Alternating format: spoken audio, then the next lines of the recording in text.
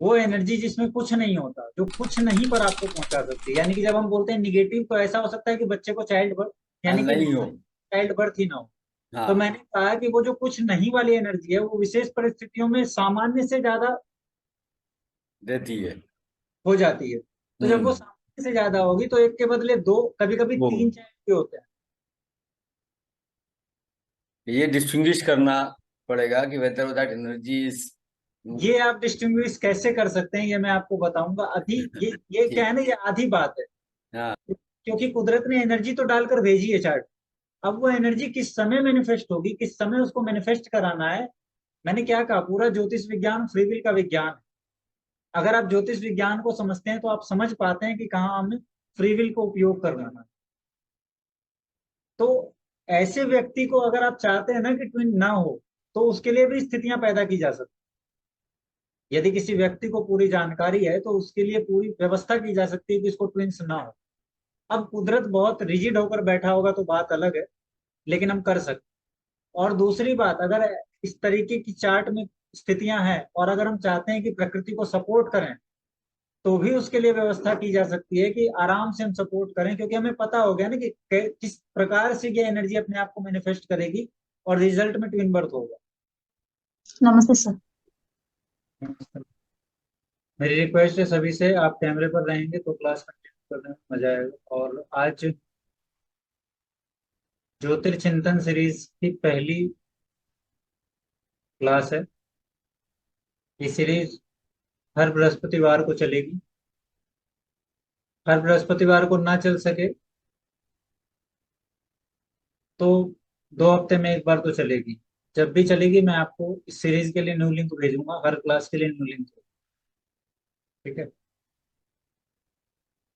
और ये सीरीज हिंदी में रहती है, आप लोगों को पता ही है।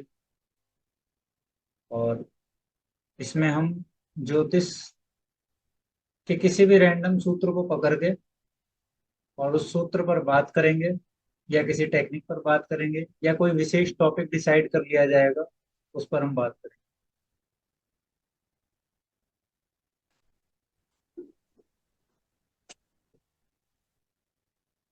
आज का जो टॉपिक है, वो टॉपिक चाइल्ड बर्थ से रिलेटेड है। और ये टॉपिक मैंने इसलिए चुना क्योंकि चाइल्ड बर्थ की मिस्ट्री अपने आप में, ज्योतिष में एक ऐसी मिस्ट्री है जो करीब करीब सभी लोग सुलझाने की कोशिश करते हैं, हम सभी लोग। और कहीं ना कहीं हमें फील होता है कि कुछ ना कुछ दिक्कतें आ रही। आज मैं जब टॉपिक जिस टॉपिक पे बात करूंगा, उसमें जब मैं ट्विन बर्थ की सारी टेक्निक्स देख लूंगा, सारी टेक्निक्स आप लोगों से साझा कर लूंगा, उसके बाद आप लोगों को फील होगा कि क्या ये सारे कॉम्बिनेशंस मिलने पर ट्विन बर्थ हो जाएगा। और आपको बहुत सारे चार्ट ऐसे मिलेंगे जिसमें ट्विन बर्थ नहीं होगा।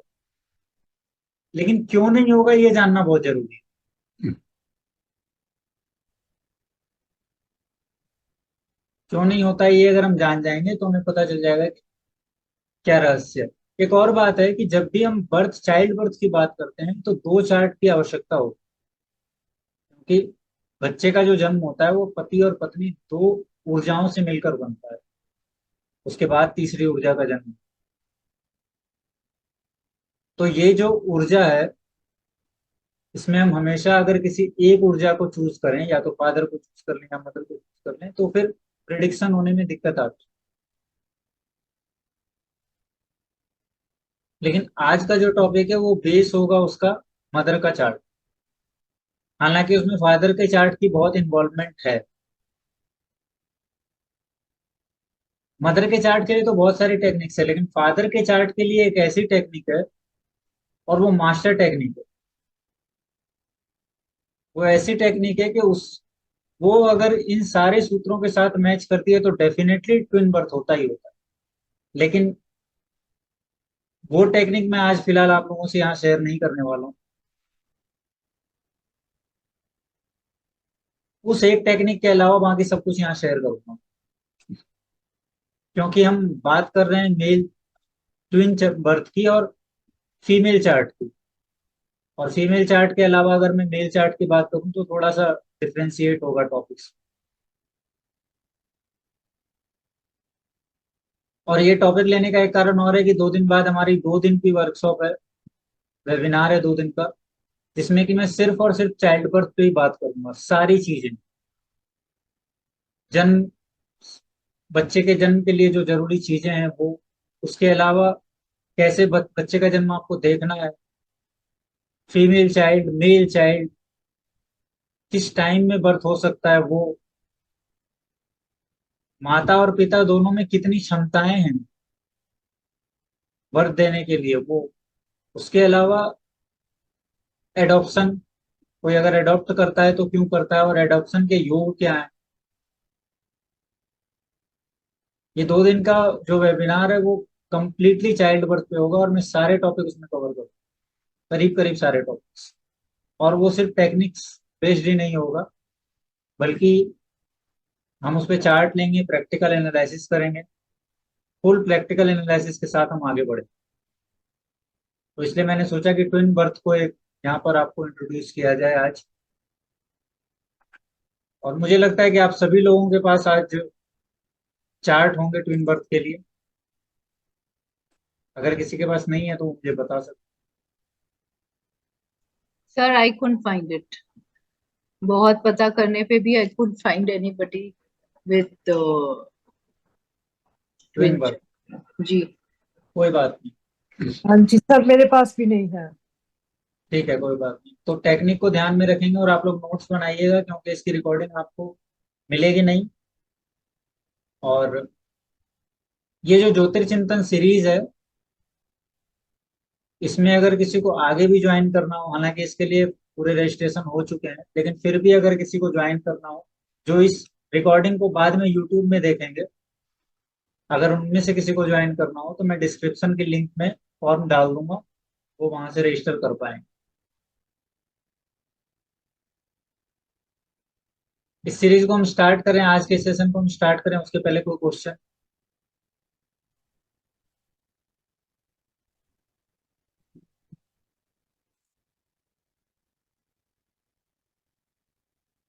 आलोक जी कह रहे हैं मेरे पास नहीं है। कोई बात नहीं आलोक, जिनके पास है उनके पास से लेकर हम टेस्ट करेंगे। हालांकि मैं आपको एग्जांपल्स दिखाऊंगा जो एनफ होंगे, उसमें सारे प्रकार से, हर प्रकार से मैं टॉपिक को कवर करूंगा और हर एंगल से चीजों को देखने की हम कोशिश करेंगे। आज मैं आपको डिविजनल चार्ट तक भी लेकर जाऊंगा। जनरली मैं डिविजनल चार्ट तक जाता नहीं, लेकिन मैं आज लेकर जाऊंगा और आप देखेंगे कि कितना डीप एनालिसिस हम कर पाते। सर अगर ट्विंस हुए हों और वो नहीं रहे हों, वो भी मान्य है? वो भी मान्य है। नहीं होना वो एक अलग बात है। जब चाइल्ड की डेथ होती है तो वो एक अलग टॉपिक होता है, वो अलग दिशा होती है। लेकिन तो ट्विंस हो रहे हैं, अगर उनका हाँ, जन्म ट्विंस का होता है तो वो चार्ट में आपको कॉम्बिनेशन मिलेगा। तो मेरे संग ही हुआ है। अच्छा, आपके संग हुआ है, ठीक है, कोई बात। मेरी पहली संतान ट्विंस थी। तो आपके वाइफ का चार्ट आपके पास होगा, आपने शायद वही चार्ट शेयर किया। नहीं, मैंने कोई चार्ट शेयर नहीं करा अभी तक। अच्छा, तो किसने? नीलेश जी ने किया था, सॉरी। आप चाहेंगे तो मैं डेट ऑफ बर्थ दे दूंगा दोनों की। ठीक है, मेरे पास जो चार्ट है उनको चेक करने के बाद हम आगे देखेंगे, टाइम बचेगा तो हम करेंगे। ठीक ठीक है। ठीक है। Sir normal child conception conceiving में और ये ट्विन चाइल्ड बर्थ में बहुत ज्यादा फर्क होता है या? फर्क आप किस नजरिए से पूछ रही हैं मैम? सॉरी सर, किस नजरिए से आप फर्क पूछ रही हैं? मतलब जनरली हम जो देखते हैं नॉर्मल कंसेप्शन में, नॉर्मल डिलीवरी में, और ये जो ट्विन्स होते हैं, बिकॉज एक्चुअली देखा जाए बहुत कम ट्विन्स होते हैं हाँ नॉर्मल बच्चे में। इसीलिए लोगों को, इवन मुझे मुश्किल से एक ही चार्ट मिला। मैं पूरी सोच रही थी कौन कौन कौन कौन, तो मेरी नेबर ही निकली एक, वरना पर ये बहुत बहुत कम है। तो ऐसे क्या डिफरेंस है कि ट्विन्स होते हैं और नॉर्मली जनरली नहीं होता है? एक मदर ट्विन डिलीवरी वही बहुत कम करती है। वही तो हमें देखना है ना मैम कि क्यों ट्विंस होते हैं।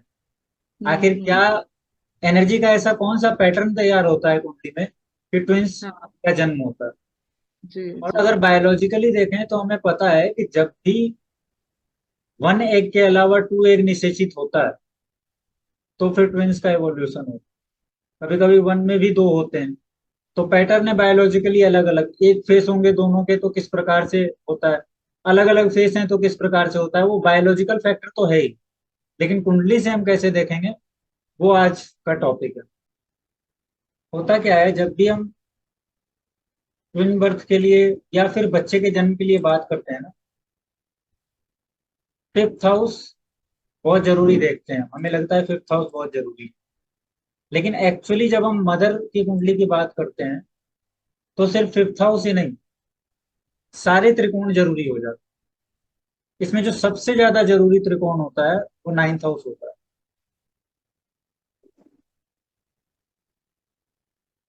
और 9th हाउस इसलिए जरूरी होता है क्योंकि भावात भावम से वो 5th फ्रॉम 5th भी है। और तो जो बहुत जरूरी हाउसेस हैं वो कौन से हाउसेस हैं ये देख लेते हैं हम पहले, और क्या क्या बहुत जरूरी होगा।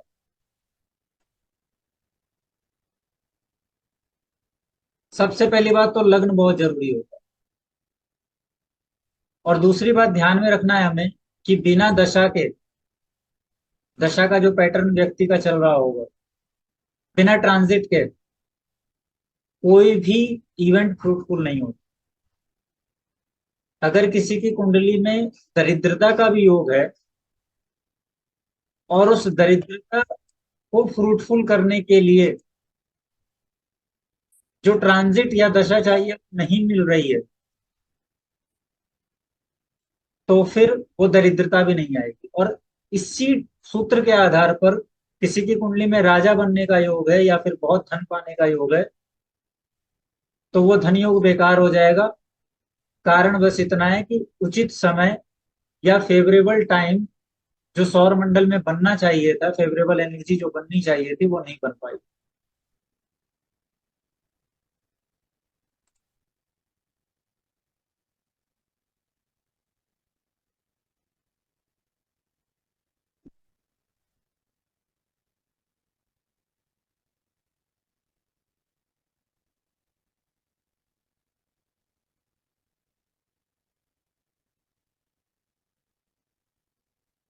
ट्विन बर्थ, सबसे पहले हाउसेस, कुंडली में जो हाउसेस बहुत जरूरी हैं वो 5वां भाव, क्योंकि हम जानते हैं 5वां भाव हमारे चाइल्ड बर्थ का भाव है। 5वां भाव आपकी कुंडली में पूर्व पुण्य का भी भाव है। 5वां भाव आप जो जन्म देते हैं ना उसका भाव होता है एक्चुअली। फीमेल की कुंडली में 9th हाउस भी होता है, जो आप जन्म देते हैं वो भाव। इसीलिए एक व्यक्ति ने जो भी क्रिएट किया हो, अगर आपको देखना है तो आप 5th हाउस से देख सकते हैं।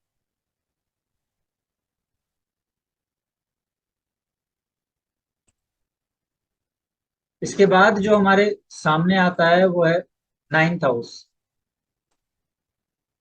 9th हाउस हमारे पिता का भाव होता है, हमारे भाग्य का भाव होता है, और 5वें भाव से 5वां पड़ता है भावात भाव। यानी कि 9th हाउस में 5वें भाव की इनबिल्ट एनर्जी है जो फ्रूटफुल होगी। अगर 5वां भाव बीज है तो 9वां भाव जो है ना वो फ्रूट है, आपके जीवन में जो भी क्रिएट हो रहा है उसका।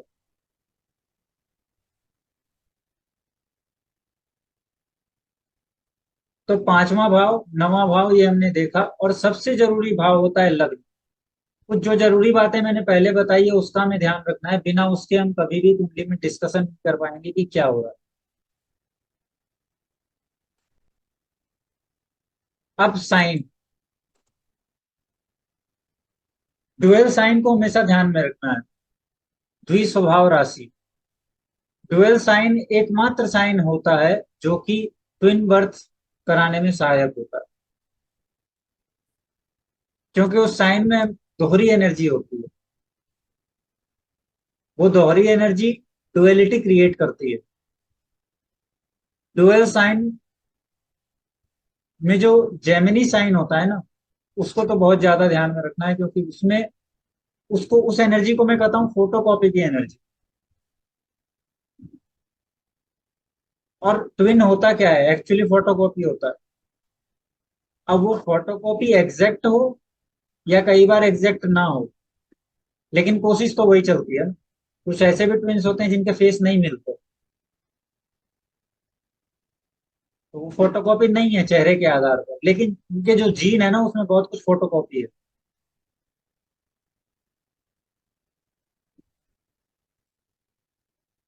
इसके अलावा क्या चाहिए? हमने हाउस की बात की, हमने साइन की बात की, अब इसके बाद प्लैनेट्स। प्लैनेट्स मर्क्यूरी बहुत जरूरी है। क्यों? क्योंकि मर्क्यूरी एकमात्र ऐसा साइन, एकमात्र ऐसा प्लैनेट है जो कि डुअलिटी क्रिएट कर सकता है। तो मर्क्यूरी बहुत आवश्यक है देखने के लिए कि ट्विन बर्थ हो रहे हैं। जो पॉइंट्स मैं आपको बता रहा हूं, जो पॉइंट्स आप नोट कर रहे हैं, उन पॉइंट्स को ध्यान में रखिएगा। इन्हीं डॉट्स को मिलाकर हमें पता चलेगा कि ट्विन बर्थ होता है किसी की कुंडली में तो कैसे हो। इसके अलावा एक और प्लेनेट है केतु। केतु बड़ा इंटरेस्टिंग प्लेनेट है। सब कोई राहु को मिस्टीरियस मानते हैं और राहु की बात करीब करीब सभी लोग करते हैं, केतु पर बहुत ज्यादा लोग ध्यान नहीं देते, लेकिन केतु एक्चुअली बहुत मिस्टीरियस प्लेनेट होता है। तो केतु की सहभागिता बहुत है ट्विन देने में। ट्विन बर्थ अगर हो रहे हैं तो केतु का कहीं ना कहीं कनेक्शन मिलना जरूरी है। क्यों? क्योंकि केतु का सिग्निफिकेशन है काटना, और जब हम किसी चीज को काट देते हैं ना वो दो हो जाता है।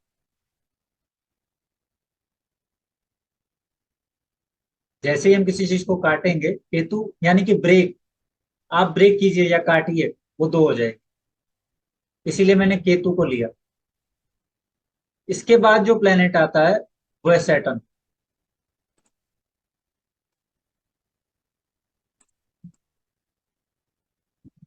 शनि ग्रह को ध्यान में रखना बहुत जरूरी है।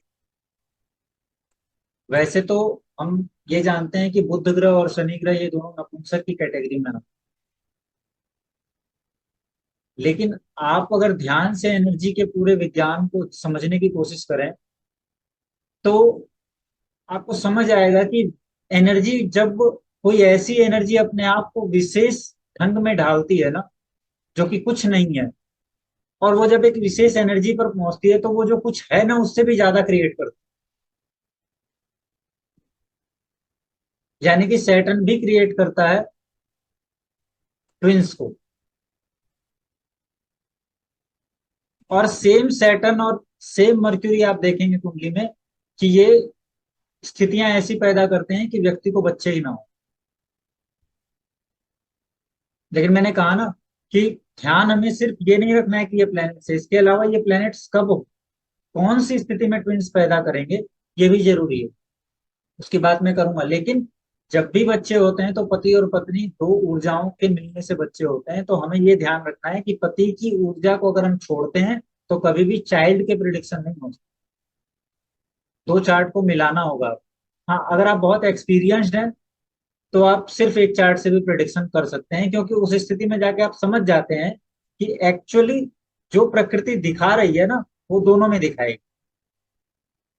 किसी में थोड़ा खोल के दिखाएगी, किसी में थोड़ा ढक के दिखाएगी, लेकिन दिखाएगी दोनों में। तो जब आप बहुत एक्सपीरियंस्ड हो जाते हैं तो आप ढके हुए चीजों को भी उगाड़ के देख पाते हैं। कोई भी एक चार्ट मिलेगा फिर आप देख के बता देंगे कब चाइल्ड बर्थ होगा, और ट्विन होंगे या मेल होगा या फीमेल होगा, सब कुछ। और प्रश्न तो इसमें ऐसा काम करता है कि आप बिना किसी चीज के, मतलब बिना किसी जांच परख के, बिना किसी बाहरी इक्विपमेंट के आप बता सकते हैं कि जो जो स्त्री गर्भवती है उसके भीतर का भ्रूण है वो मेल है या फीमेल है, या जिंदा है या नहीं जिंदा, वो भी बता सकते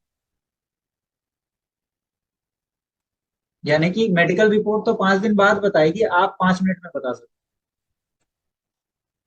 इसके अलावा जो मैंने एक बात कही अभी थोड़ी देर पहले, वो यहाँ दिख रहा है आपको कि D7 चार्ट को मैं नहीं भूलता। सप्तांशा चार्ट, D7 चार्ट एक ऐसा चार्ट है जो कि चाइल्ड बर्थ को दिखाता है। D7 चार्ट को हम चाइल्ड बर्थ के लिए यूज कर सकते हैं। लेकिन मैं आपसे कहता हूं कि मेरी इस लाइन को क्वेश्चन की तरह लीजिएगा, क्योंकि जैसे ही हम डिविजनल चार्ट्स की बात करते हैं ना, डिविजनल चार्ट्स के बारे में हम सुनते ही हम डिविजनल चार्ट्स के लिए इतने फॉन्ड हो जाते हैं कि हमें लगता है कि बिना डिविजनल चार्ट के तो प्रेडिक्शन ही नहीं है। हर बात के लिए डिविजनल चार्ट। मेरे पास मैसेजेस आते हैं जिसमें लोग कहते हैं कि सर मैं अपना D10 चेक करवाना चाहता हूँ। मैं कहता हूँ भाई तुम सिर्फ अपना D10 क्यों चेक करवाना चाहते हो, D1 से कोई काम नहीं। नहीं सर कैरियर के बारे में जानना है, तो कैरियर के बारे में जानना है तो सिर्फ D10 से क्या मिलेगा, तुम D1 से भी हो सकता है, और कैरियर तो D9 भी बता सकता है, देखने वाला होना चाहिए। D60 भी बता सकता है।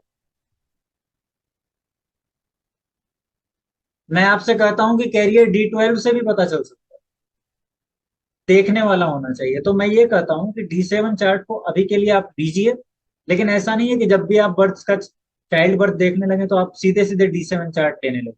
इसको आप सहायक चार्ट की तरह यूज कीजिएगा, तो आपको क्लियरिटी आएगी। और इसके अलावा मैं फिर से बता देता हूं, मेल चार्ट बहुत जरूरी है। और एक पॉइंट और जो बहुत जरूरी है वो हम बाद में डिस्कस करेंगे। तो ये सारे पॉइंट्स हमें देखने हैं।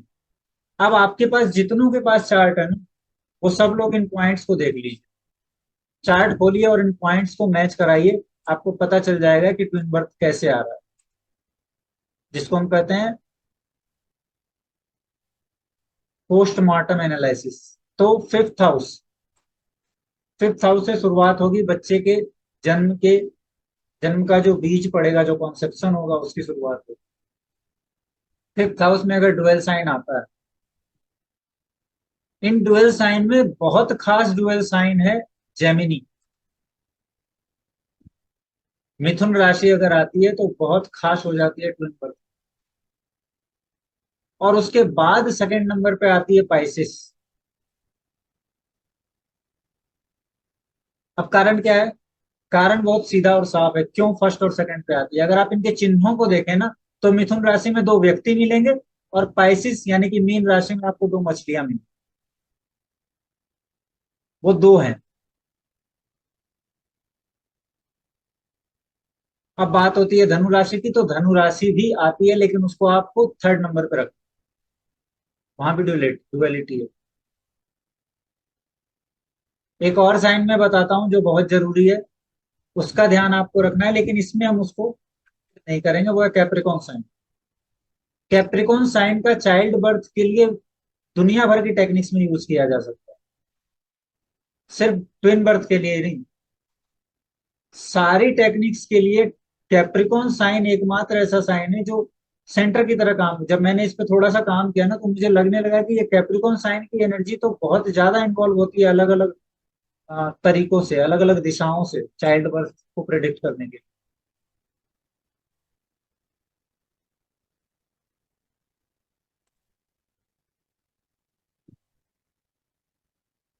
तो पहला पॉइंट हमारा बनता है फिफ्थ हाउस में डुअल साइन। दूसरा पॉइंट, फिफ्थ लॉर्ड अगर डुअल साइन में चला जाए। कई बार क्या होता है कि फिफ्थ हाउस में हमें स्थिर साइन मिलेगा, मूवेबल साइन मिलेगा, लेकिन फिफ्थ लॉर्ड आपको दिखेगा जो कि डुअल साइन में चला गया, पांचवें घर का मालिक। जब पांचवें घर का मालिक डुअल साइन में जाएगा, again specially in Gemini, Gemini में बहुत ज्यादा ऊर्जा है ट्विंस को पैदा कर। उसके बाद पाइसिस में।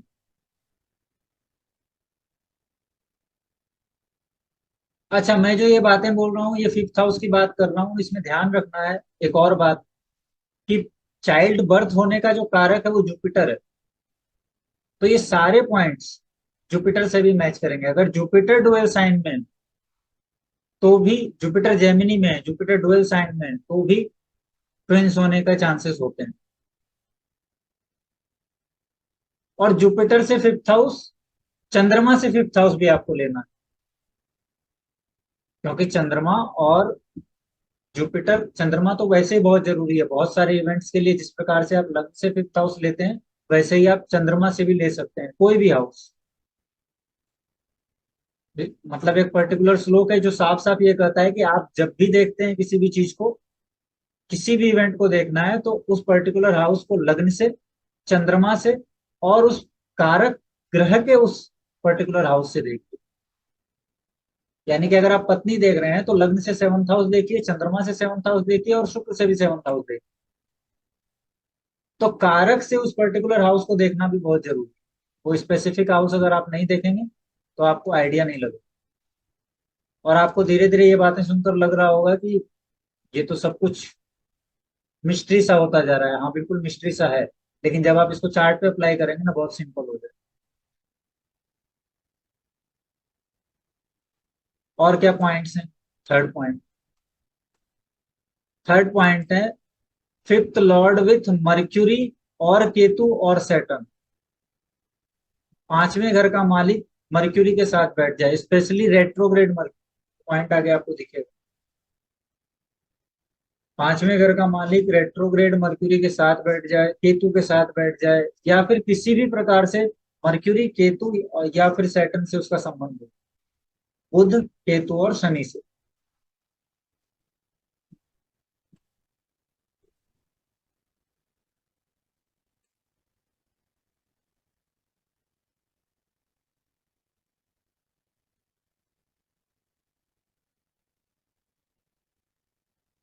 पांचवें घर का जो मालिक है वो मर्क्यूरी के साथ D9 में बैठा हो।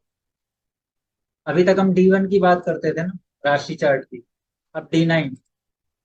5वें घर का मालिक अगर बुध के साथ नवांश में बैठा हो तो नवांश चार्ट में देख लेंगे हम, अगर वो मर्क्यूरी के साथ और डुअल साइन के साथ है तो भी वो ट्विंस होने की संभावना दिखाता है।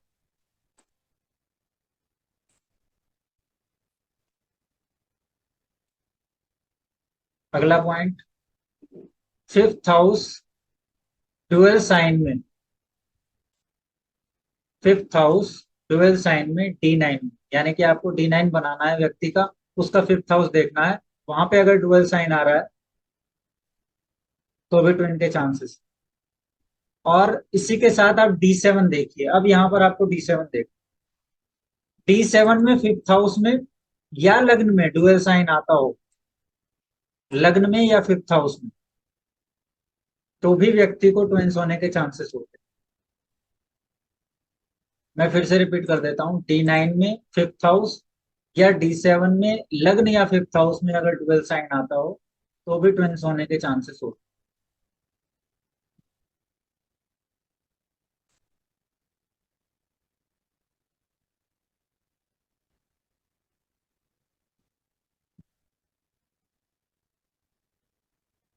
ये देखिए, मैंने D7 की बात की, D7 का पॉइंट यहाँ मैंने डाला हो।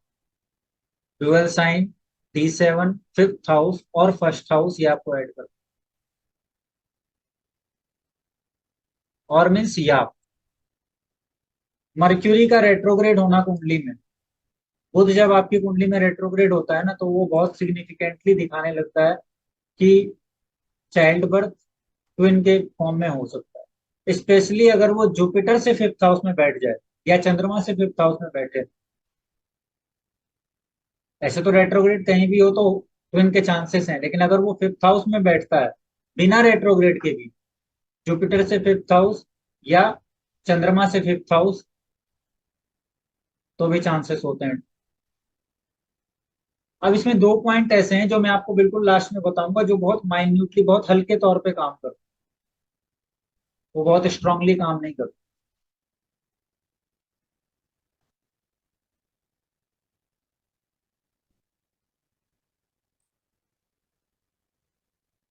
आगे का पॉइंट है जुपिटर इन डुअल साइन, जो मैंने पहले बताया। अब आपको 8th हाउस देखना है। सारी कुंडलियों में आपको 8th हाउस देखना बहुत जरूरी है। 8th हाउस में आपको कभी भी डुअल साइन वगैरह कुछ नहीं देखना। 8th हाउस को मैं इसलिए ले रहा हूं क्योंकि 8th हाउस 5th हाउस से 4th हाउस होता है। आपकी प्रोजेनी, यानी कि व्यक्ति का जो चाइल्ड बर्थ होगा उससे कितना सुख मिलेगा, वो 8th हाउस है। 8th हाउस बताता है कि बच्चे और पिता या बच्चे और पेरेंट्स के बीच में हार्मनी कैसी रहेगी। एट्थ हाउस बताता है कि जिस वक्त बच्चे का जन्म हो रहा है उस वक्त उसकी हालत कैसी रहेगी, हालांकि फिफ्थ हाउस भी बताता है। अच्छा, एक और बात, फिफ्थ हाउस से ये थोड़ा सा हम अलग जा रहे हैं, फिफ्थ हाउस से 6, 8, 12 देखेंगे ना, तो आपको पता चलेगा कि वो, क्योंकि वो ट्रिक हाउसेस हैं फिफ्थ हाउस से, तो आपको ये पता चलेगा कि कहीं कोई प्रॉब्लम तो नहीं है फिफ्थ हाउस। किस प्रकार से ऑपरेशन होता है, किस प्रकार से अबॉर्शन होता है, ये सारी चीजें हम देख सकते हैं, लेकिन ये हम अपने 2 दिन वाले वेबिनार में बातें करें, ठीक है।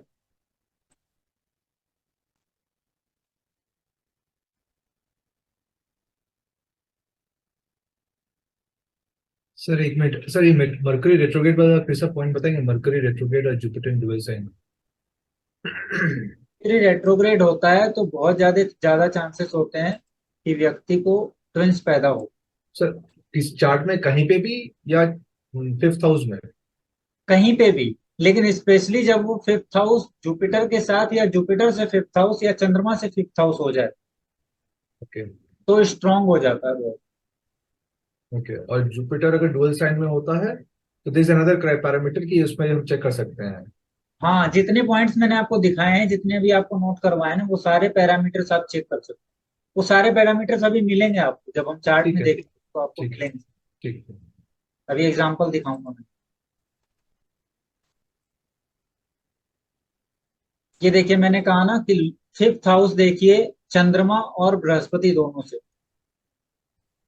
से फिफ्थ हाउस देखना बहुत जरूरी। Retrograde Saturn and Jupiter connected with fifth house,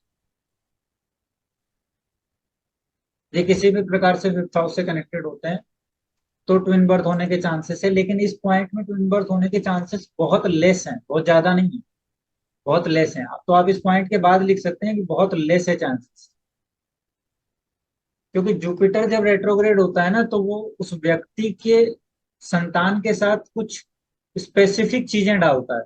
Jupiter retrograde होता है ना तो इस पर एक हम सेशन करेंगे दोबारा, मैं बताऊंगा आपको कि जुपिटर रेट्रोग्रेड होता है ना तो उसकी संतान और उस व्यक्ति के बीच कुछ स्पेसिफिक फॉर्म होता है जो उन दोनों के बीच रिलेशन को क्रिएट करता है, और उन दोनों के बीच जो एनर्जी का ट्रांसफॉर्मेशन है ना, एनर्जी जो ट्रांसफर हो रही है उन दोनों के बीच, उसमें उन दोनों का जो व्यवहारिक तत्व है ना वो बहुत ज्यादा इवोल्यूट होता है। वो मैं बताऊंगा कभी अगर सेशन करूंगा। इवोल्यूशन की बात है।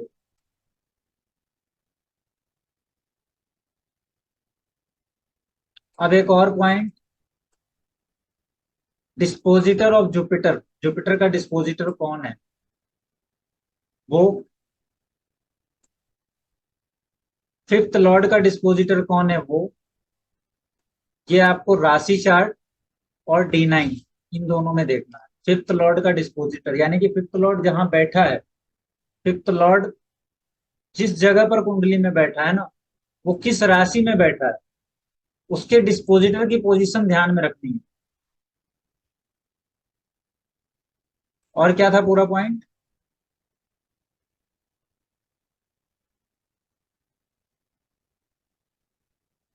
जुपिटर का जो डिस्पोजिटर है उसकी पोजीशन D9 और D1 यानी कि राशि चार्ट और D9 दोनों को ध्यान में रखें। इन सारे पॉइंट्स को अगर हम ध्यान में रखें तो ट्विन बर्थ आते हैं।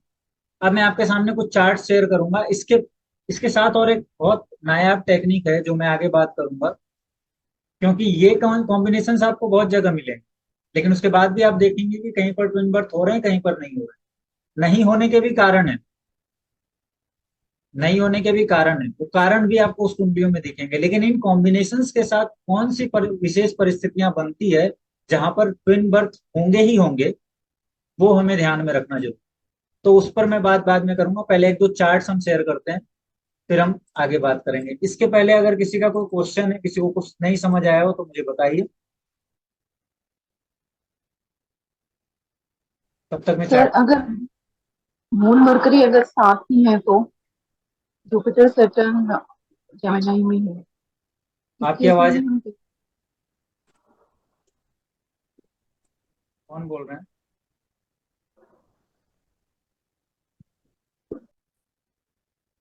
मीनू मैम। हाँ जी सर। हाँ बोलिए। सर मैं ये कहना चाह रही हूँ कि अगर किसी का मून मरकरी साथ है और जुपिटर सैटर्न जेमिनाई में है तो भी क्या चांस होते हैं इसमें? हाँ बिल्कुल है, क्योंकि मर्क्यूरी मून के साथ हो गया ना, चंद्रमा लग्न के साथ हो गया ना, चंद्र लग्न के साथ मर्क्यूरी हो गया। अब चंद्र लग्न से फिफ्थ हाउस देखिए, पूरा चार्ट जब आपको दिखेगा तो आपको पता चलेगा। ठीक है, अभी हम बात करेंगे, मैं आपको चार्ट दिखाता हूँ, एक चार्ट शेयर करता हूँ।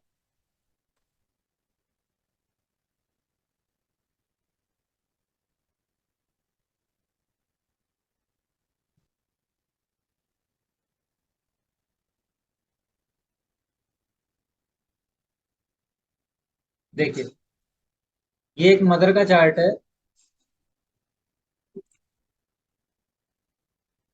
ट्विन बर्थ है ये, इनकी मदर, ट्विन बेबी की मदर का चार्ट है ये।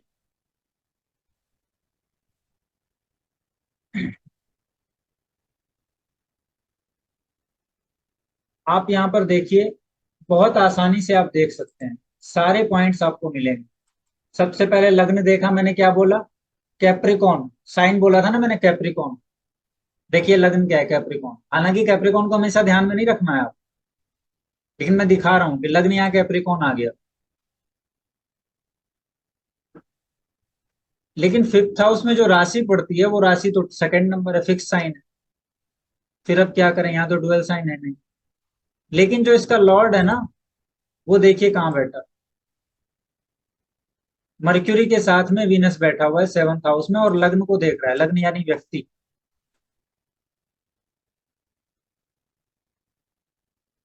अच्छा, अब अगर आप बहुत ध्यान से अगर इस कुंडली को देखें तो आपको समझ आएगा कि इस कुंडली में पंचम भाव और सातवें भाव का एक्सचेंज है, राशि एक्सचेंज। दोनों एक दूसरे से राशि का परिवर्तन कर रहे हैं। तो उस हिसाब से इस कुंडली में ये मर्क्यूरी जो वीनस के साथ बैठा है, बहुत स्ट्रांगली कंजंक्ट हो रहा है, क्योंकि ये इनडायरेक्टली मून के साथ भी कंजंक्ट होगा, है ना। अब दूसरा पॉइंट, ये पॉइंट सबको समझ आया? किसी को नहीं समझ आ रहा है तो बोलिए, कोई अगर बहुत बेसिक है जिसको नहीं समझ आ रहा है तो।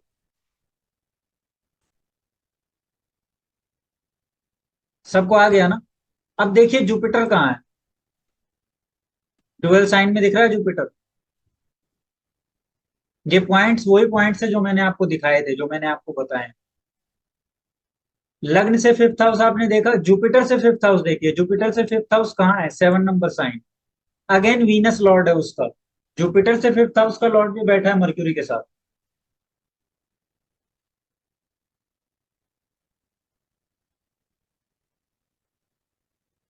उसके बाद चंद्रमा से फिफ्थ हाउस ले लीजिए, चंद्रमा से फिफ्थ हाउस 9th हाउस में आ रहा है, डुअल साइन, मर्क्यूरी का साइन,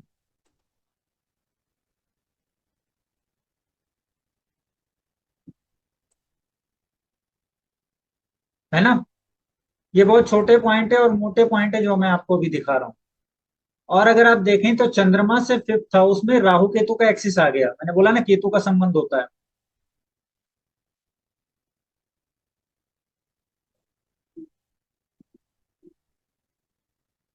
किसी को प्रॉब्लम यहां समझने में? सिंपल है। अब आगे चलते हैं थोड़ा सा और। जो फिफ्थ हाउस का लॉर्ड है वो वीनस 7th हाउस में बैठा। एक पॉइंट आपको और दिखाना चाहता हूं, आप देखिए सैटर्न फिफ्थ हाउस को देख रहा है, T1 में राशि चार्ट।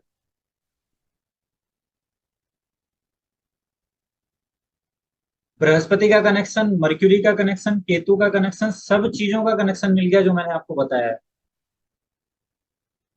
अब आते हैं D9 में। तो सैटर्न भी जिस राशि में बैठा है उसका काल पुरुष कुंडली के हिसाब से वो प्रोजनी का ही कारक है, क्रिएशन का ही कारक है। क्रिएशन का कारक है, और मैंने क्या बोला, 8th हाउस को देखना है आपको। कहाँ बैठा है सैटर्न? 8th हाउस में। अच्छा, अब एक और बात, D9 में चले आते हैं।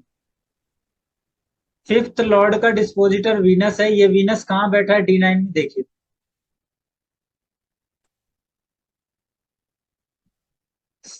वीनस यहां बैठा है और सैटर्न यहां बैठा है।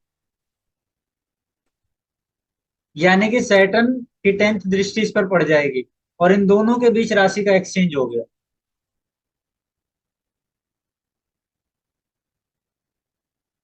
फिफ्थ हाउस पर मर्क्यूरी की दृष्टि पड़ रही है D9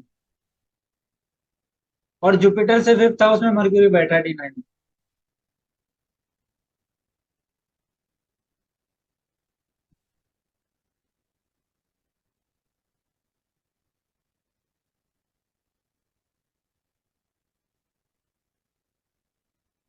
सिंपल है ना?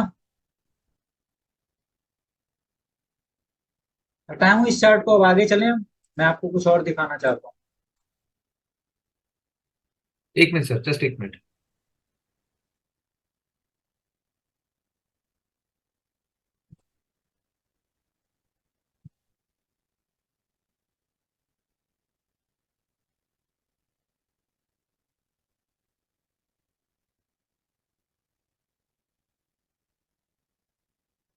आलोक जी कुछ पूछना चाहते हैं? यस आलोक।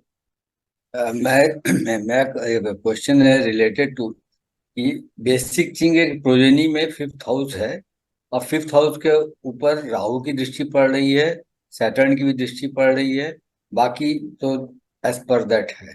तो ये दोनों जो एस्पेक्ट्स हैं राहु और शनि के फिफ्थ हाउस पर, ये कहीं पे निगेटिव नहीं करेंगे?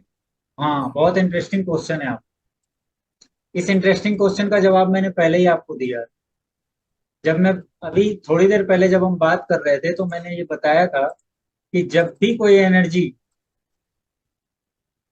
वो एनर्जी जिसमें कुछ नहीं होता, जो कुछ नहीं पर आपको पहुंचा सकती है, यानी कि जब हम बोलते हैं निगेटिव तो ऐसा हो सकता है कि बच्चे को चाइल्ड बर्थ, यानी कि नहीं हो। चाइल्ड बर्थ ही ना हो। तो हाँ। मैंने कहा कि वो जो कुछ नहीं वाली एनर्जी है वो विशेष परिस्थितियों में सामान्य से ज्यादा देती है। हो जाती है। तो जब वो सामान्य से ज्यादा होगी तो एक के बदले दो, कभी कभी वो 3 चाइल्ड भी होते हैं। ये डिस्टिंग्विश करना पड़ेगा कि वेदर दैट एनर्जी इज ये आप डिस्टिंग्विश कैसे कर सकते हैं ये मैं आपको बताऊंगा। आधी ये क्या है ना, ये आधी बात है। हाँ। क्योंकि कुदरत ने एनर्जी तो डालकर भेजी है चार्ट। अब वो एनर्जी किस समय मैनिफेस्ट होगी, किस समय उसको मैनिफेस्ट कराना है। मैंने क्या कहा, पूरा ज्योतिष विज्ञान फ्री विल का विज्ञान है। अगर आप ज्योतिष विज्ञान को समझते हैं तो आप समझ पाते हैं कि कहाँ हमें फ्री विल को उपयोग करना है। तो ऐसे व्यक्ति को अगर आप चाहते हैं ना कि ट्विन ना हो, तो उसके लिए भी स्थितियां पैदा की जा सकती। यदि किसी व्यक्ति को पूरी जानकारी है तो उसके लिए पूरी व्यवस्था की जा सकती है कि इसको ट्विंस ना हो। अब कुदरत बहुत रिजिड होकर बैठा होगा तो बात अलग है, लेकिन हम कर सकते। और दूसरी बात, अगर इस तरीके की चार्ट में स्थितियां हैं और अगर हम चाहते हैं कि प्रकृति को सपोर्ट करें, तो भी उसके लिए व्यवस्था की जा सकती है कि आराम से हम सपोर्ट करें, क्योंकि हमें पता हो गया ना कि किस प्रकार से ये एनर्जी अपने आप को मैनिफेस्ट करेगी और रिजल्ट में ट्विन बर्थ होगा। इसीलिए मैंने कहा था कि जो जो एनर्जी व्यक्ति को जीरो तक पहुंचाती है, क्योंकि सैटर्न और मर्क्यूरी एक तरीके से नपुंसक प्लेनेट है, तो हो सकता है व्यक्ति को जन्म ही ना दे, किसी प्रकार से बच्चे का जन्म ही ना हो। क्योंकि ये सैटर्न, मैं आपको एक हिंट देता हूं कि ये सैटर्न एंड मर्क्यूरी ही ऐसे प्लेनेट हैं जो कई बार इस बात के लिए मजबूर हो जाता है व्यक्ति कि वो IVF कराए, सही है। उसको चाइल्ड ना हो। मेरे पास चाइल्ड बर्थ को लेकर के इतना काम किया हुआ है, इतना काम किया हुआ है कि वो मैं IVF तक के लिए टाइमिंग निकाल कर पूरा अ, उसको भी सक्सेसफुल होने के लिए बहुत ज्यादा तो नहीं लेकिन बहुत फेवरेबल टाइम तक पहुंचा सकता। मैम, स्वाति मैम कह रही है लग्नेश सैटर्न है, तो वो मैंने पहले ही बताया मैम कि लग्न में कैप्रिकॉन साइन।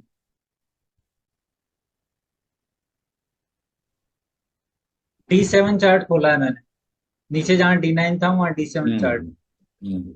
अब देखिए बहुत ध्यान से, यहाँ पर लग्न में मर्क्यूरी आ गया और कैप्रिकॉन साइन आ गया। मैंने क्या बोला था, D1 D7 का लग्न और फिफ्थ हाउस, बहुत ध्यान से देखना। फिफ्थ हाउस में तो यहाँ डुअल साइन नहीं है, नाइन्थ हाउस में डुअल साइन है और लग्न में मर्क्यूरी बैठा है।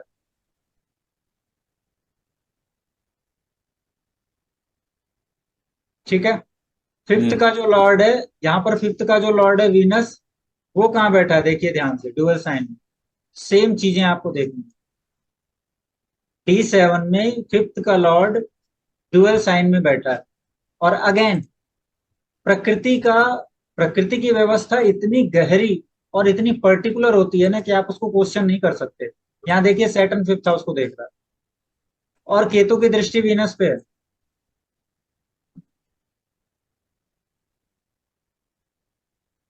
है ना। ये हो गया। also in dual sign. अभी अभी आगे जाएंगे मैम। जुपिटर से 5th house dual sign, 3rd house में डुअल साइन है।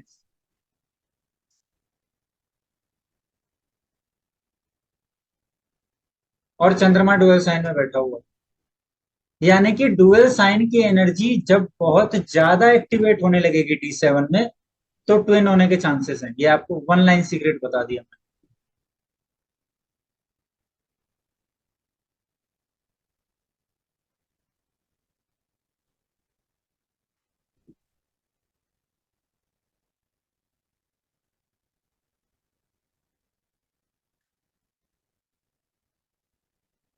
सबको समझ आ रहा है D7?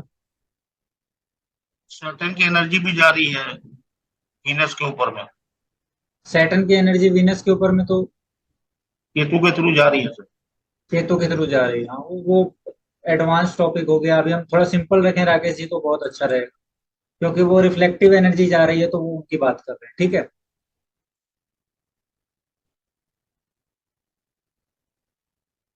ये हो गया हमारा D7। इस चार्ट में किसी को कोई प्रॉब्लम समझने में तो मुझे बताइए, फिर मैं दूसरा चार्ट खोलूंगा। या आपके पास कोई चार्ट है तो वो लेंगे हम। उसके बाद 2 एग्जाम्पल के बाद फिर मैं कुछ और चीजें आपके साथ शेयर करूंगा। 3 एग्जाम्पल के बाद, 2 के बाद।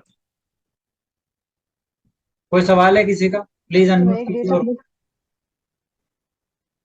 हाँ, यस शायद। तो मैं एक डेट ऑफ बर्थ दूं? या आपने कहा ना तो आपके पास तो चार्ट है तो डिस्कस कर लेंगे, तो मैं एक डेट ऑफ बर्थ दूं? ठीक है मैम, आप दे दीजिए। आपने टेस्ट नहीं किया इस टेक्निक को? तो उसको मुझे बाद में बैठ करके फिर से देख करके करना है। अच्छा, बताइए मुझे, डेटा दीजिए आप। 26 नवंबर 1926 26 नवंबर 1974। 1974। ठीक है, उसके बाद? और टाइम है 21:25। 21:25। ठीक है, प्लेस? और फीमेल, वो तो ओके है। सिटी तुरुवेकेरे, TURU हाँ TURUVEKERE, तुरुवेकेरे। हाँ, ये इंडिया में है। हाँ, बैंगलोर के पास। कौन सा लग्न में?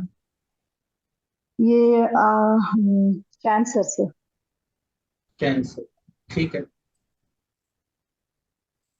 चलिए आप लोगों के सामने मैं कुंडली शेयर करता हूँ।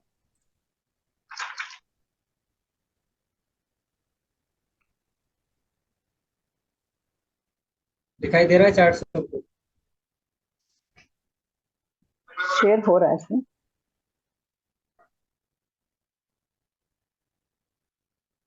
ट्विन बर्थ को लेकर के मतलब जो पॉइंट मैंने बताए हैं ना, वो आपको पॉइंट मतलब इतनी आसानी से मैच करते हुए दिखाई देंगे कि आपको लगेगा कि ये पॉइंट अगर हम ध्यान में रखें तो आराम से पता लगा सकते हैं कि कैसे ट्विन बर्थ हो।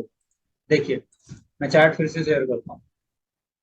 इस कुंडली में कर्क लग्न की कुंडली है और 5th लॉर्ड बनेगा मंगल। और 8 नंबर साइन का जो को लॉर्ड है वो कौन है? केतु। केतु कनेक्टेड हो गया। आप देखिए 5th number house Rahu Ketu के एक्सिस में आ रहा है ऑलरेडी, और 5th का जो लॉर्ड है वो मर्क्यूरी के साथ बैठ गया।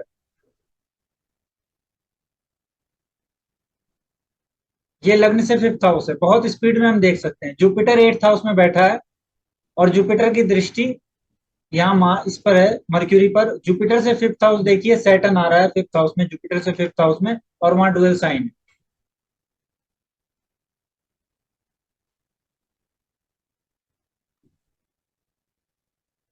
पहले हमने लग्न से देखा, फिर हमने जुपिटर से 5th हाउस से देखा। चंद्रमा से 5th हाउस का लॉर्ड सन बनता है, वो 5th हाउस में बैठा है। राहु केतु के एक्सिस में।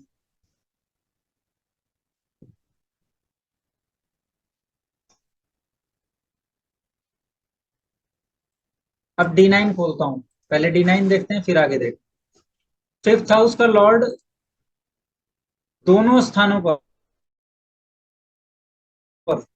D1 में भी, और मंगल D9 में सैटर्न के साथ बैठा है, रेट्रोग्रेड सैटर्न के साथ। मैंने क्या बोला था, प्लेनेट को हमें देखना है, रेट्रोग्रेड अगर प्लेनेट है तो स्ट्रांग हो जाती है एनर्जी, खास करके ट्विन बर्थ को लेकर।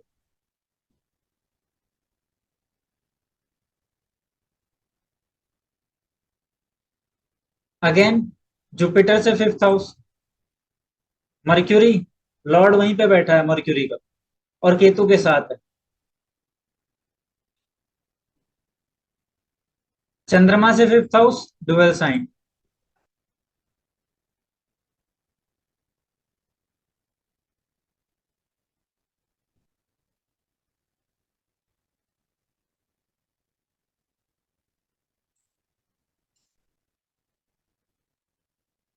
कोई दिक्कत इसको समझने में?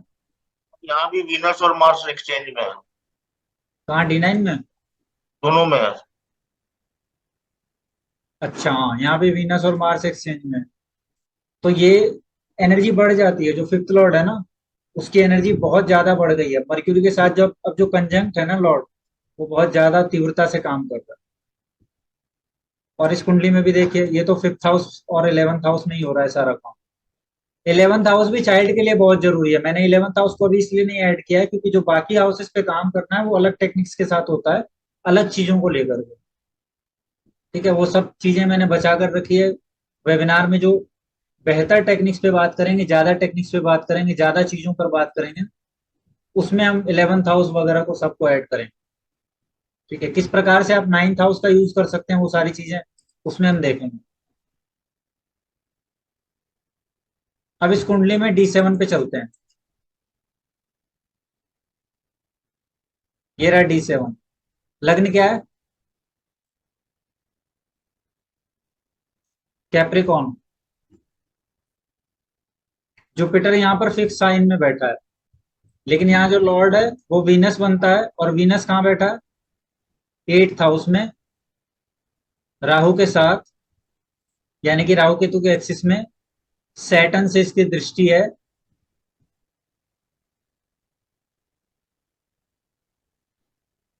साफ साफ दिखाई दे रहा है। अब जुपिटर से 5th हाउस चलते हैं। जुपिटर से 5th हाउस कौन सा साइन है? Dual dual sign. साइन। और मर्क्यूरी उसका लॉर्ड है, मार्स के हाउस में मून के साथ बैठा है, यानी कि चंद्र लग्न के साथ। हालांकि D7 में हम चंद्र लग्न वगैरह नहीं लेते, लेकिन फिर भी आप ये देख लीजिए।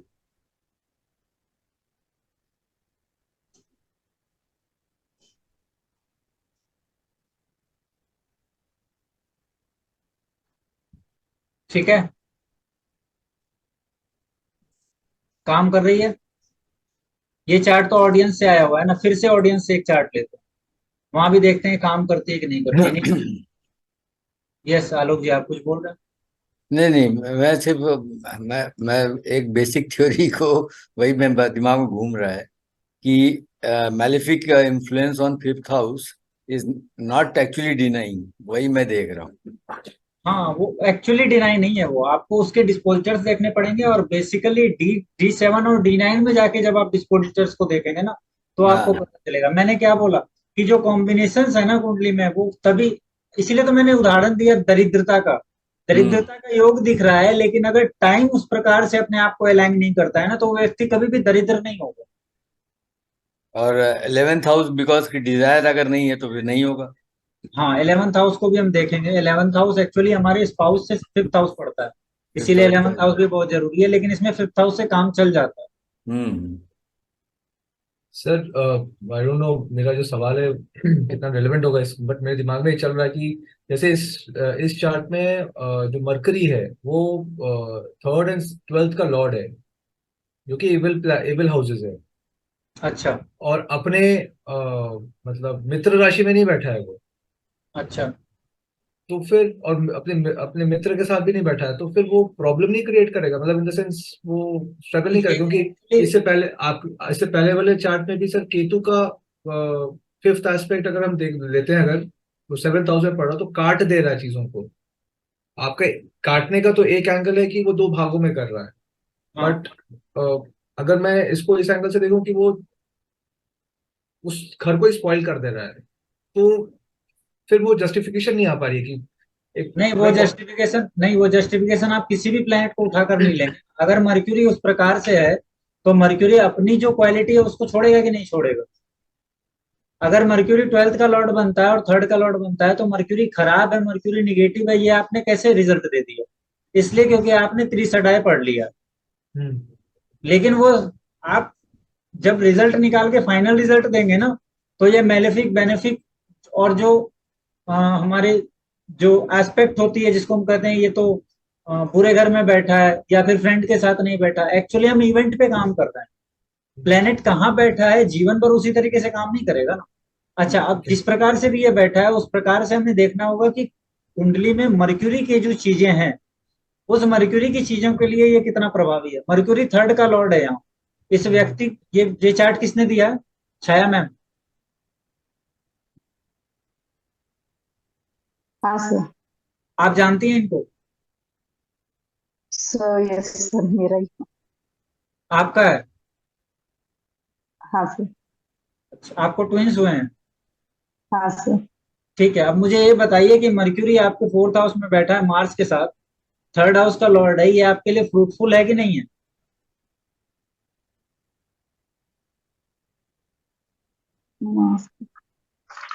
टीचिंग, आप हमेशा टीचिंग से, किताबों से रिलेटेड या सीखने से रिलेटेड जीवन में काम करती रही है कि नहीं रही? हाँ सर, मैं लॉ भी कर रही नहीं आपका? हूँ, I am lawyer sir. You are a lawyer? हाँ। छाया मैम कर रही है आई एम ए लॉयर। तो विष्णुप्रिया जी आप मुझे बताइए, ये मर्क्यूरी अगर खराब बैठा है तो लॉयर कौन बना रहा है? लॉयर को 1000 चीजें याद करनी होती है, मेमोरी पावर मजबूत होना चाहिए, मर्क्यूरी कैलकुलेशंस मजबूत होनी चाहिए। तो नेचुरल लॉर्ड। वो जो बहुत बेसिक रूल है ना जिनको पकड़ के हम बैठ जाते हैं उसको पकड़ के नहीं बैठना। ठीक। वो एक अंडरस्टैंडिंग क्रिएट करने के लिए बताए जाते हैं। फिर और क्या, बहुत चीजों के मतलब अलग होते हैं, जैसे कि आपको मैंने एक सेशन में बताया था जिसको हम एक्सॉल्टेशन और डेबिलिटेशन कहते हैं, उसका एक अलग मतलब है। मतलब होता है, हाँ। एक्चुअली एस्ट्रोलॉजी एस्ट्रोनॉमी का एक, एस्ट्रोलॉजी और एस्ट्रोनॉमी एक दूसरे से गूथे हुए हैं।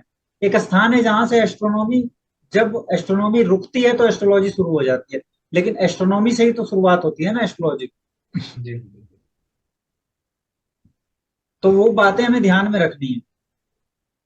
अगर हम प्रिडिक्शन में आ रहे हैं और उतनी छोटी बातों को पकड़कर हम बाहर के जो रिजल्ट हैं उनको निकालने लगेंगे तो हमेशा दिक्कत में पड़ेंगे और कंफ्यूजन बना ही रहेगा। इसका ठीक। मतलब ये है कि हमारे बेसिक्स में अभी बहुत स्ट्रेंथ नहीं आई है।